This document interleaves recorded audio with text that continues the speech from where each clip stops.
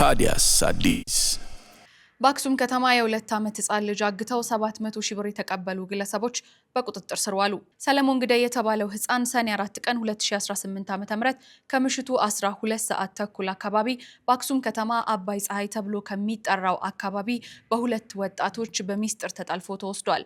ፖሊስ ባደረገው ክትትል ተባባሪዎቹን ጨምሮ 5 ተጠርጣሪዎችን በአድዋ ከተማ በቁጥጥር ስር በመዋል መደበኛ ምርመራ መጀመሩን ገልጿል። ፖሊስ ይፋ ባደረገው መረጃ መሰረት የመኖሪያ አድራሻቸው ጭላ ማይቅነጣል አድዋና እንጮ በሆኑት እነዚህ ተጠርጣሪዎች ላይ የማጣራት ስራ መከናወኑን ነው ያስታወቀው። በተደረገው ማጣራትም መጀመሪያ ላይ ወርቅ ለማውጣት እንሄዳለን በሚል ምክንያት ለ5 ቀናት ቤት ተከራይተው የቆዩ መሆናቸው ታውቋል። ይሁን እንጂ ተጠርጣሪዎቹ በሂደት ሌላ የወንጀል እቅድ በመንደፍ ህፃኑን ከቤቱ ደጃፍ መጥለፋቸውን ነው በመረጃው የተመላከተው። የምስክር መረጃ ለማጥፋትም ምንም አይነት የትራንስፖርት አማራጭ ሳይጠቀሙ በጀርባቸው አዝለውት በጫካ በመጓዝ አድዋ ከተማ ውስጥ ደብቀውት እንደነበር የዞኑ ፖሊስ አብራርቷል። ተጠርጣሪዎቹ ወንጀሉን በጥንቃቄ ከፈጸሙ በኋላ ለህፃኑ ማስለቀቂያ 2.5 ሚሊዮን ብርን ጠይቀዋል። ከዚህም ውስጥ 750 ሺህ ብር ተልኮላቸው የነበረ ቢሆንም የአክሱም ከተማ ፖሊስ ባደረገው ስኬታማ ክትትል ህፃኑን በሰላም ለቤተሰቦቹ ማስረከብ ተችሏል። ከተላከው ገንዘብ ውስጥም 40 ሺህ ብር ብቻ እንደጎደለ ነው የተገለጸው። ከ710 ሺህ ብር በላይ የሚሆነው ገንዘብም ከጠርጣሪዎቹ ጋር ኤግዚቢት ሆኖ መያዙን የገለጸው የፖሊስ መምሪያው በአሁኑ ወቅት በ5ቱ ተጠርጣሪዎች ላይ ሙሉ ምርመራ እየተካሄደ እንደሚገኝ አስታውቋል። ታዲያስ አዲስ የብሪታንያው ጠቅላይ ሚኒስትር ኪር ስታርመር ከስልጣናቸው ለቀቁ።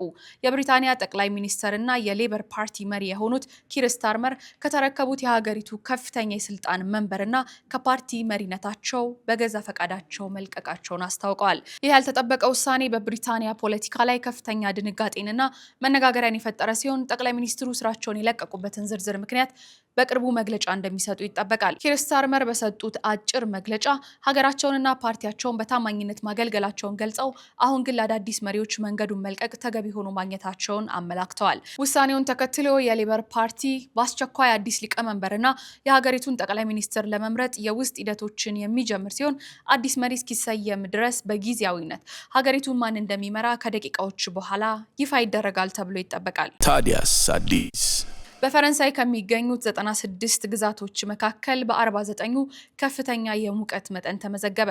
በፈረንሳይ ከሚገኙ 96 ክልሎች 49ኙ ቀይ ደረጃ ያለው ከባድ የሙቀት ማስጠንቀቂያ ተሰጥቷቸዋል።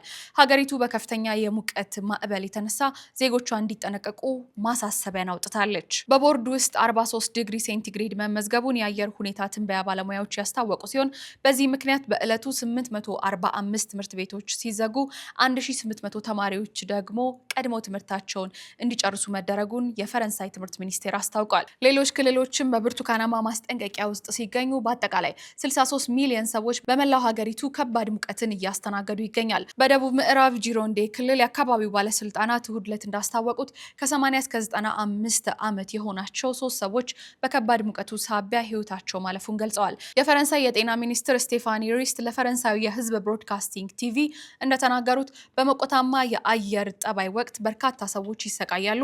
እናም ሰዎች ዘመዶቻቸውና ጎረቤቶቻቸውን በቅርብ እንዲከታተሉ ጥሪ አቅርበዋል። በምዕራቡ የባህር ዳርቻ በጣም ሞቃታማው የሙቀት መጠን ሲጠበቅ፣ በተቀረው የፈረንሳይ ክፍል ከ36 እስከ 40 ሴንቲግሬድ የሚደርስ ከፍተኛ የሙቀት መጠን እንደሚኖር ይጠበቃል ሲል ሜትሮ ፈረንሳይ አስነብቧል። የተከታተላችሁት የዕለቱን የታዲያስ አዲስ አበይት መረጃዎች ነው። ይህንን የመሰሉ መረጃዎች በስፋት እንዲደርሳችሁ ገጻችንን ፎሎ ማድረግ አይረሳ። ታዲያስ አዲስ